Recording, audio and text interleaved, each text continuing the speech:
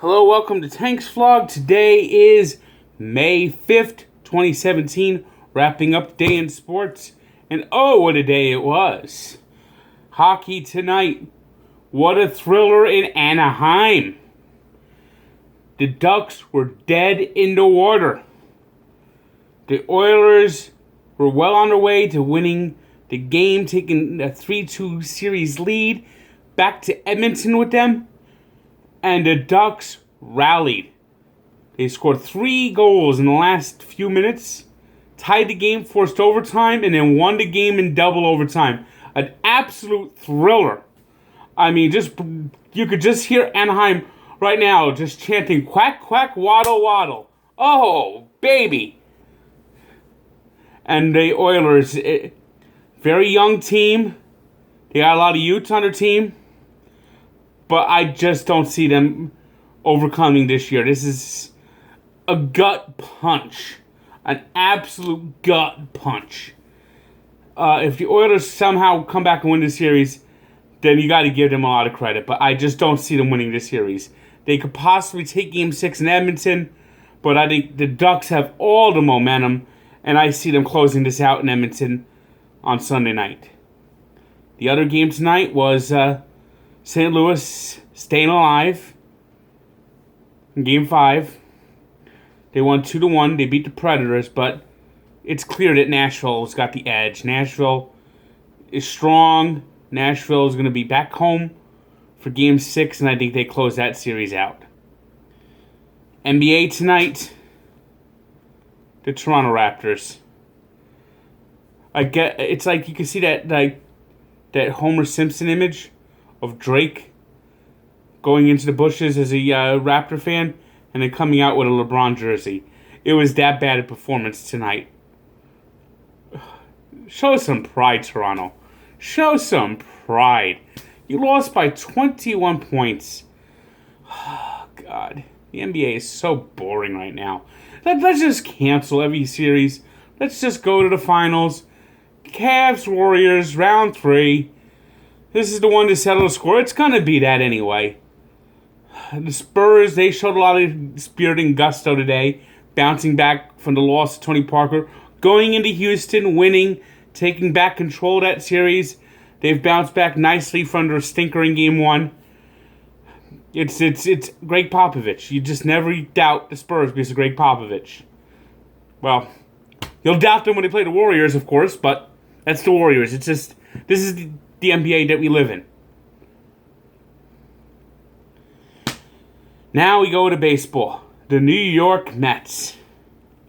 Today's game was like an old Clint Eastwood Western. The good, the bad, and the ugly. The ugly is those Marlins uniforms. I cannot stand that logo. Could that logo be any bigger on a hat? Should it be like on it, like the whole wrap around a hat? That is the ugliest uniform in baseball. I can't stand it. How, they used to have a nice uniform. I like their old teal uniform. Why don't they bring that back? That was a nice uniform. But this monstrosity, ugh. One thing I know, once Derek Jeter and Jeb Bush take over the team, please change the uniforms. Please. The bad. Rafael Montero.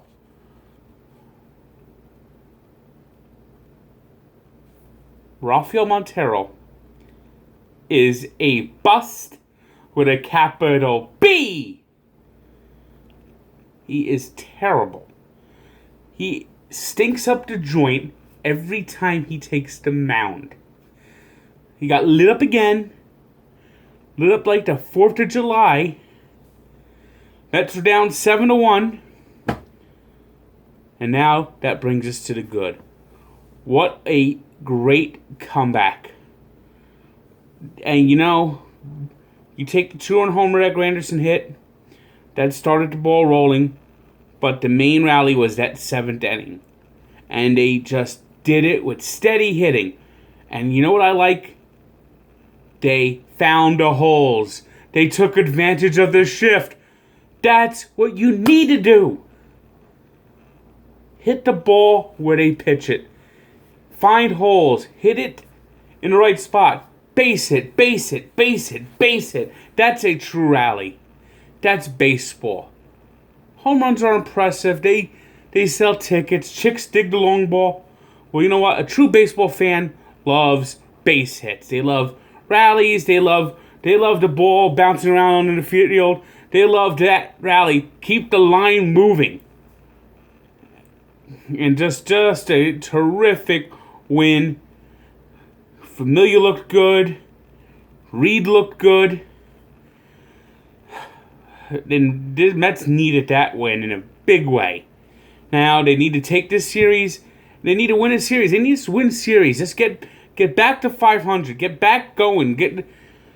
Somehow turn this thing around. I mean, God only knows when Noah Syndergaard's going to be back. I mean, with this training staff, probably never. Same with Yoenis Cespedes. Same with Steven Matz. They just need to get the ball rolling. And please, find somebody. I know Seth Lugo is just getting back on the mound. Same with Steven Matz. There's got to be somebody. A live arm. Rafael Montero is terrible. I have seen enough of Rafael Montero. Rafael Montero is a bum. Please, I never, ever want to see him in a Met uniform again. Please, somebody, anybody, pick someone out of the stands to pitch next time. Couldn't do worse than Rafael Montero. Well, I'm going to the game tomorrow. And naturally, the weather stinks this weekend. So, I'll have a vlog up at some point after the game. So keep your eye out, and good day.